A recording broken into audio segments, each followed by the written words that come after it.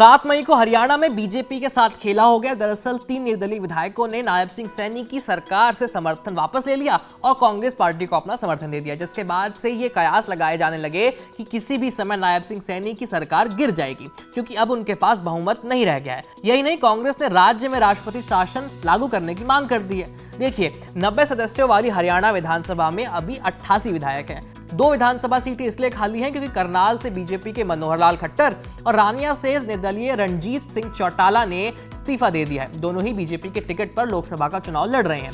इन 88 विधायकों में से बीजेपी के पास है 40 विधायक, वहीं कांग्रेस के पास हैं 30 विधायक। दुष्यंत चौटाला की जननायक जनता पार्टी यानी जेजेपी के पास हैं 10 विधायक और 6 निर्दलीय विधायक हैं। इसके अलावा इंडियन नेशनल लोकदल और हरियाणा लोकहित पार्टी के पास भी एक विधायक है। 3 निर्दलीय विधायकों के जाने के बाद अभी बीजेपी के पास अपने 40 विधायकों के अलावा 2 निर्दलीय और हरियाणा लोकहित पार्टी के 1 विधायक का समर्थन है, यानी बीजेपी के खेमे में है कुल 43 विधायक और बहुमत के लिए आंकड़ा है 45, यानी बीजेपी के पास बहुमत से 2 विधायक कम है। और इसी वजह से हरियाणा कांग्रेस अध्यक्ष उदय भान और नेता प्रतिपक्ष भूपेंद्र हुड्डा लगातार ये मांग कर रहे हैं कि नायब सिंह सैनी को सीएम के पद से इस्तीफा दे देना चाहिए और राज्य में राष्ट्रपति शासन लगा देना चाहिए। अब यहाँ एक ये सवाल भी उठता है कि अगर हरियाणा में बीजेपी की सरकार गिरती है तो क्या कांग्रेस अपनी सरकार बना पाएगी, क्योंकि अब कांग्रेस के पास बीजेपी का खेमा छोड़कर गए 3 निर्दलीय विधायकों का समर्थन है।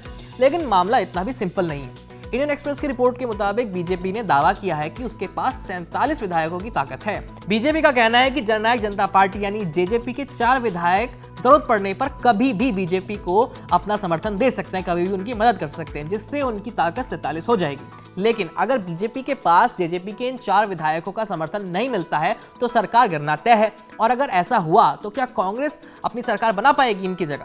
तो इस सवाल का जवाब जानने के लिए हमें कांग्रेस के पास कितने विधायक हैं ये जानना जरूरी है।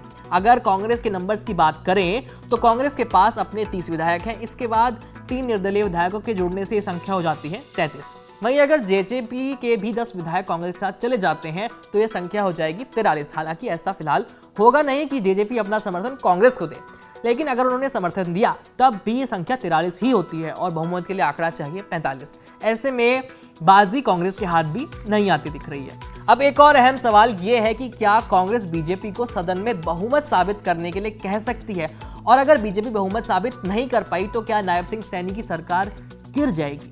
तो इसका जवाब ये है कि बीजेपी को अभी विधानसभा में अपना बहुमत साबित करने के लिए कहा ही नहीं जा सकता, क्योंकि 13 मार्च को नायब सिंह सैनी की सरकार ने विधानसभा में अपना बहुमत साबित किया था और नियम के मुताबिक एक बार सदन में बहुमत साबित करने के अगले 6 महीने तक कोई भी विश्वास मत परीक्षण नहीं हो सकता।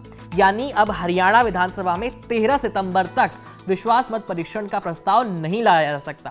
यानी 13 सितंबर तक तो हरियाणा में बीजेपी की सरकार ही बनी रहेगी।